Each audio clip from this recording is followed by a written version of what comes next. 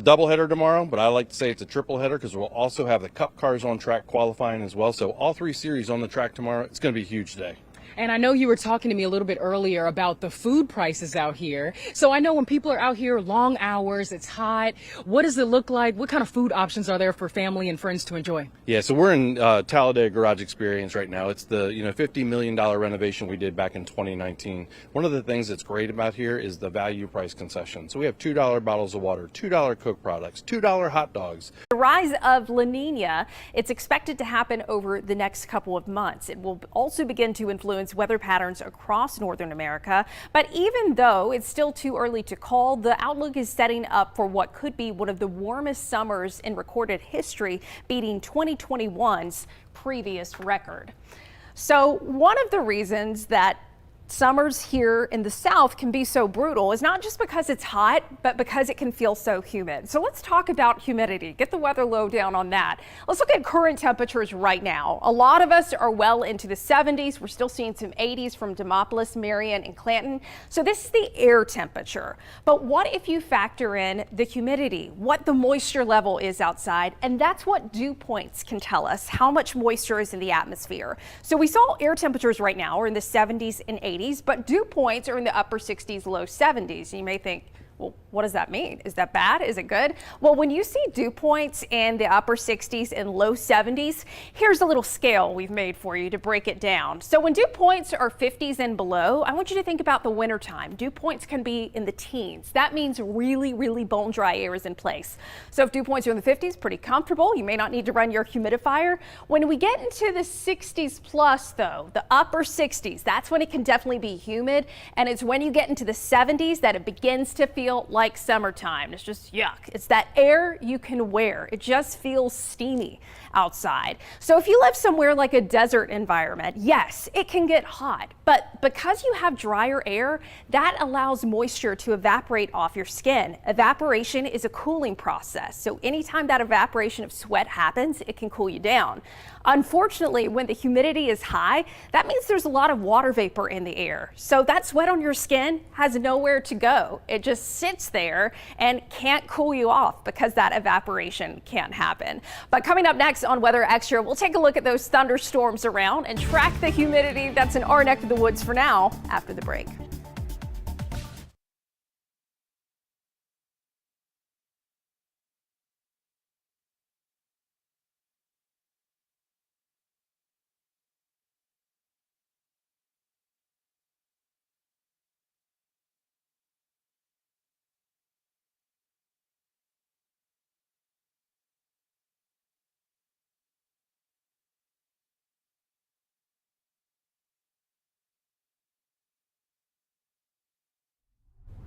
All right, let's talk about our Saturday, and if you maybe have a yard sale, garage sale planned for tomorrow, you can see in the morning rain chances very low, but the afternoon we'll see rain chances on the increase. I think by 5 o'clock tomorrow we're going to see a lot of wet weather showing up on the radar. Our fishing forecast, you'll notice we have temperatures here hour by hour in the 70s. Notice the wind's going to become northerly at 5 to 10 for tomorrow, and based off the lunar tables, best times 9:30 in the morning to 11:30, some peak activity also from 3:35 until 5:35 in the afternoon and evening. There's some increased activity. Talladega forecast, as Tania noted, we have backed off on those rain chances. The new guidance, we started seeing this last night, shows that rain tapering off just after lunchtime. So hopefully it continues to kind of trend a little bit earlier in the day. You know, Lauren, we see that a lot. You know, we see that timing start to shift a little bit earlier. So we'll watch that for you. Lots of updates coming up. Yeah, Wes, well, whether it's a hurricane, tornado, or wildfire, severe weather can turn your life upside down. And scammers will sometimes cash in on a person's misery by trying to steal a storm survivor's personal information. And this Watching Your Wallet, consumer investigator Carice Jackman spoke with experts about how to protect your information and avoid getting scammed when disaster strikes. No matter where you live in the country, one thing is for sure. Weather forecasts can change quickly. It's why the Better Business Bureau is sending out an alert to consumers to be mindful of scammers looking to cash in on natural disasters. A lot of times we'll hear about what's called storm chasers, and that's shady type construction companies that will show up to an area, and ask you to repair your home. You might be distressed in an emergency situation. You might need that repair right away. Melanie McGovern with the BBB says if they do knock on your door, don't feel pressured to give them anything in that moment. The best thing you can do is to pause, take their business card, tell them you want to check them out with the BBB, do a little more research. Reputable construction companies and contractors will give you the time to do that. McGovern says oftentimes tragedy brings out the best in people. Strangers will want to help people in need. But McGovern also says before you donate any money, do your homework on different charities and organizations. When it comes to wanting to give to help out people who have been impacted by storms, what should people know? Always work with a charity that has the ability to get to the affected area. If it's something that's local and it's a local charity that you know that has been established, that has been around for a while, any kind of crowdfunding you need to look into to make sure that it is on the up and up. Donate only to people that you know. A lot of people will mimic being either a victim or knowing a victim. So you want to make sure that you understand who it's going to, where it's going, and how much of that dollar is actually going toward the cause. The FTC says be skeptical of anyone promising immediate cleanup or repairs. Also, know that FEMA doesn't charge application fees. If someone wants money to help you qualify for FEMA funds, it's a scam. And if you have any questions about who to contact after a storm, call your homeowner's insurance ahead of time. Ask them what their procedure is if something should happen to your property. Natural disasters do happen unexpectedly, but preparing yourself ahead of time is the best thing you can do to protect your family and your money. With this Watching Your Wallet, I'm Karish Jackman. The FTC also says check out contracts before you commit to anything and use online review sites that you trust to see what others are saying. Still ahead, we continue to talk about the wet weather in store for the weekend and take you beyond the 7-day. We'll be right back.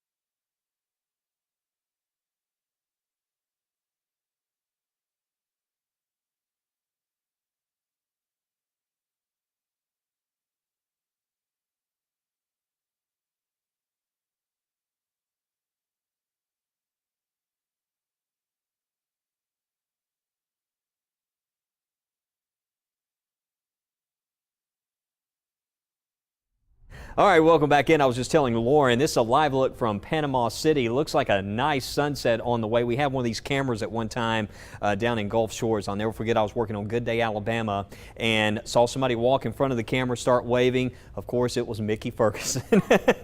We had a blast that morning, but Mickey's checking in with us right now, along with Matt Daniel, for an update on the travel forecast over the next few days. And now, Weekend Outlook with my buddy, Matt Daniel. And Mickey Ferguson. Thank you. How we looking this weekend, buddy? You know, Yeah. there's chances for some rain. And there's but so much going on this weekend. There's like tons of things. But if you did want to maybe take a trip to the beach, hey, why not, right? So we got your outlook for this weekend. There could be some fog in the morning hours. A small chance for rain tomorrow. Tomorrow looks relatively dry, but we're all experiencing a cold front that's going to be moving through, and that's going to really enhance the rain and storm threat on Sunday. So it could be kind of stormy and wet Sunday. So Saturday looks like your best bet to be out there. so we're talking, Florida Panhandle, Gulf Shores, Orange Beach, those kind of areas. The UV index at the beach, we've got an 8, and even with overcast skies, Matt, you still need to slather up or wear the shirt. That's right. So that UV index goes down to 7 because of the rain and storms, but it's going to be going up to 10 by Monday. Yikes. That front will move on out, and that should clear things with lots of sunshine. But I just want to give you an update on that rip current threat. It's going to be low for tomorrow, but it's going to be in that moderate range as we go into Sunday and Monday as that cold front moves through. And look at those water temperatures. They're starting to warm up a bit. Yeah. It's like in the mid-60s earlier when we were looking at it. Now it's at 68 degrees, getting close to 70 out there. So here's a look at that 7-day forecast. We do have the storms that Matt mentioned there on Sunday, but after that, lots and lots of sunshine. You picked a great week to go to the beach if that's what your plans are. That's pretty tempting to go down there, 70s and sunny. Maybe a live remote, talking about the weather down there. If management's listening. I don't know. I don't know. Here's what we're looking at with your Smoky Mountain forecast. Perhaps you're going up. We're looking at that rain chance as well. It's going to be pretty chilly. It's going to feel like winter, I think, Sunday, right? Yeah, 57 degrees for a high, and we're even in the 50s here at home. Yeah, it wouldn't even surprise me if they Monday morning waking up in the 30s up in the mountains. Shazam. So that's some cold stuff for this time of the year, but I think we're going to see those temperatures trend a little bit warmer and closer to average. We'll go from 50s Sunday to 70s going into Tuesday and near 70 Wednesday and Thursday. And if you're on your trip, take a picture and send it to us. We might could even feature your picture or video right here on Weather Extra. That's right, and you can get all your hourly data as well. And just remember, if you're out and about, having a good time, when we got a lot of festivals around, just remember, when thunder roars, Go indoors. there you go. That's your Weekend Outlook. With Mickey Ferguson. And Matt Daniel. Well, hey, we're going indoors right now at Jacksonville. Emily Rose just sharing this video. It is pouring right now at Jacksonville. They're having the spring game, but they have lightning in the vicinity. It's a live look from Chimney Peak here. 78 degrees, rain falling. We have winds southwest at 5 to 10 miles per hour. Scattered thunderstorms in the far eastern areas. We're enjoying a break right now in Jasper. If you're about to head out, you can see we had a little bit of sunshine came back this afternoon. We saw the clouds move in. A little bit of rain, and then the sun popped out, but a lot of clouds around Lake Tuscaloosa. We've had a few scattered showers in the vicinity, but no rain at the moment. And right now, still looking good across Birmingham. Live look from Red Mountain, 79 degrees out there, but a very kind of like an early summer setup out there with these scattered pockets of rain. But what's going on is we have a cold front that's going to be making its way through the area. That's why the temperatures are going to trend cooler over the weekend. But what happens is that front, it just kind of crawls along, almost stalls out, and disturbance along that front is going to bring the rain back tomorrow. So we're going to see more showers. Right now, though, the one storm that stands out is this one right here that's still producing some intense lightning. It's more storms. It's just kind of forming right in this vicinity here, northern Cleburne County, northern Calhoun County. But we're finally seeing the back edge of this. You can see there's Jacksonville right there. So it's finally starting to pull away. But some more rain for places like Nancy's Creek, north of White Plains there. We're probably going to end up with over 2 inches of rain in some of those areas. But this is the forecast radar for this evening. This is starting out around 8 o'clock tonight and still showing maybe a couple of downpours out there. But as the night goes on, not seeing much wet weather for the remainder of the night. And tomorrow morning out the door, you can see we're in good shape for the first half of the day, at least through lunchtime. There's 12 o'clock. By lunch, starting to see some of that rain pushing in across west Alabama, especially Pickens, Greene, Hale counties. Hamilton here in Marion County could see some rain. And then around Birmingham by 2 o'clock, and then also East Alabama. Looks like after 1 o'clock around Talladega as well. Could see some rain, possibly a storm, but I mentioned this front moving through, and I wanted to tell you that because once that front settles to the south, if we do see any stronger storms, that greater chance is going to be down across the southern part of our area. Notice how it gets even cooler here as we go into Sunday. 40s, still seeing the back edge of that rain closing in on East Alabama right there around race time. So some good news for Talladega. Another event happening this weekend if you're heading out to catch the Stallions game at Protective Stadium. You can see there will be a chance for some scattered showers for tomorrow evening. But after the weekend, drier into Monday, Tuesday, and Wednesday. Looks like the possibility that we could see some scattered showers coming back around Thursday of next week. And I know meteorologist Lauren Linehan's been taking a very close look at that long-range data. We've gotten some updates this afternoon. And Lauren, next week, it still looks kind of hit or miss later in the week.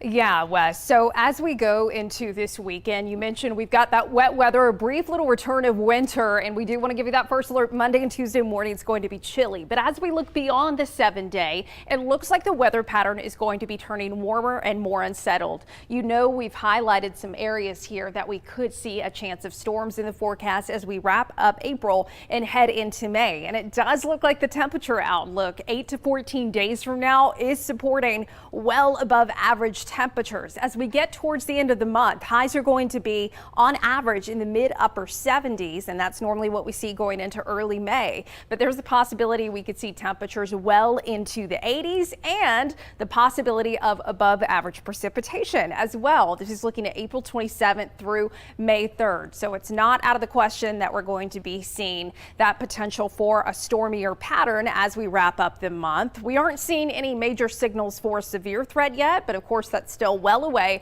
We'll keep an eye on things for you, and we'll have a final look at Weather Extra after the break.